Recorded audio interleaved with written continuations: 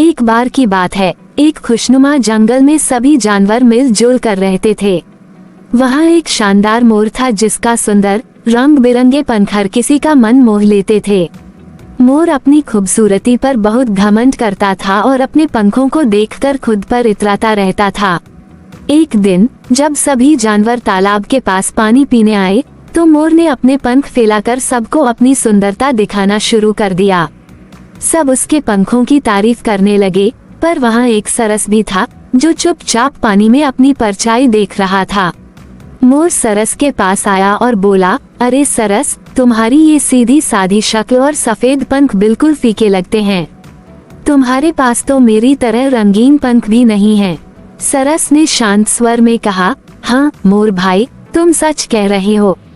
मेरे पंख शायद तुम्हारी तरह सुंदर नहीं हैं, लेकिन ये पंख मुझे आसमान में ऊंची उड़ान भरने की शक्ति देते हैं। लेकिन क्या तुम उनके साथ ऊंचियों पर उड़ते हो? सरस की बात समझ में नहीं आई। उसने घमंड से अपना सिर हिलाया और बोला, तुम सिर्फ बहाने बना रहे हो क्योंकि तुम मेरे जितने सुंदर नहीं हो। रात हुई तो सभी जानवर अपने घोंसलों में सो गए। अगले दिन सुबह जब सूरज नया दिन लेकर आया तो एक बड़ा सा तूफान आया। पानी इतनी तेजी से गिरने लगा कि सभी पत्रकारों को अपने घोंसले छोड़कर सुरक्षित जगह ढूंढनी पड़ी। मोर ने भी अपने रंगीन पंख फैलाए, लेकिन गहरी बारिश में उसके पंख गिले हो गए और वो उड़ नहीं पाया। वो सिर्फ जमीन पर बैठा बारिश रुकने का इंतजार कर रहा है।